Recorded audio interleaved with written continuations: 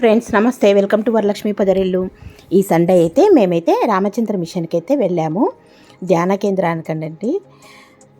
ఇక్కడైతే చాలా పీస్ఫుల్గా చాలా అద్భుతంగా ఉంటుంది మెడిటేషన్ చేసుకోవడానికి. ప్రతి సండే అయితే సత్సంగం అయితే ఏర్పాటు చేస్తారు. ఇదే చూడండి, శ్రీ రామచంద్ర మిషన్ ఉచిత ధ్యాన కేంద్రము అని చెప్పేసి ఫ్రీగా ధ్యానం మెడిటేషన్ నేర్పిస్తారు. ఇక్కడికి నేను మా శ్రీవారు అలాగే మా పక్కింటి అక్క కలిసి ఇక్కడికి వచ్చాము. చూడండి, ఇంకా మన మెడలో ఉన్న ట్యాగ్కు ఐడి నెంబరు వేసేసి పేరు రాసి ఈ మెడిటేషన్ హాల్లోకి అయితే అడుగు పెట్టాలి. లేడీస్కి సపరేట్గా, జెంట్స్కి సపరేట్గా చైర్స్ వేసి ఉంటారు. చాలా అద్భుతంగా ఉంటుందండి. మామూలుగా అయితే ఉదయం ప్రతి సండే 7:30కు మెడిటేషన్ అయితే స్టార్ట్ అవుతుంది. ఇక్కడ చూడండి, ఇంకా ఎవరు రాలేదు, మేము 7 అయింది పోయేసరికి. ఇక ఈ కుర్చీలలో అయితే నేను పక్కింటి అక్క అయితే ఇక్కడ కూర్చొని ఉన్నాము. ఈ శ్రీరామచంద్ర మిషన్ అనేది లాభాపేక్ష లేని సంస్థ. ఇది భారతదేశంలో ఉద్భవించి ఆధ్యాత్మిక ఉద్యమం.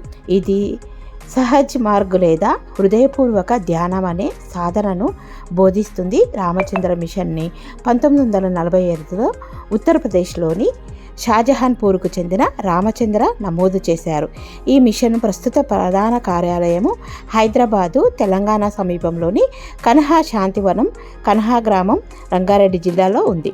ప్రపంచవ్యాప్తంగా 100 దేశాలలో రామచంద్ర మిషన్ కేంద్రాలు ఉన్నాయి. ఇక్కడైతే ప్రతి సండే అయితే ఇలాగ ధ్యానం చేసిన తర్వాత అయితే ఉదయము అల్పాహారం పెడతారండి. చూడండి, ఈరోజు అల్పాహారం వచ్చేసి కమ్మటి గుమగుమలాడే ఉప్మా. చాలా అద్భుతంగా ఉంటుందండి. ప్రతి ఒక్కరైతే ఆ టిఫిన్ చేసి టీ తాగి వెళ్తారు. ఇంకా నేను కూడా ఇక్కడైతే గుమగుమలాడే ఉప్మానైతే ఆస్వాదించి మా శ్రీవారు నేను కలిసి ఇద్దరం టీ తాగేసి అయితే ఇంకా ఇక్కడ నుంచి వెళ్ళిపోతున్నాము. ఇలాగే ప్రతి సండే అయితే మేమైతే మెడిటేషన్ సెంటర్కి అయితే వస్తాము. చాలా మనసు ప్రశాంతంగా ఉండే హార్ట్ఫుల్నెస్ మెడిటేషన్ సెంటర్. వీడియో నచ్చితే ఒక చిన్న లైక్ ఇచ్చి సబ్స్క్రైబ్ చేసుకోండి. Thank you for watching. మరో మంచి వీడియోతోనే మీ ముందుంటాను. మీలో ఎంతమందికి ఇలాగా ధ్యానం చేసే అలవాటు ఉందో కామెంట్ బాక్స్లో తప్పకుండా కామెంట్ చేయండి. ఇంకా మనమైతే మన ఇంటికి బయలుదేరి వెళ్దామా రండి.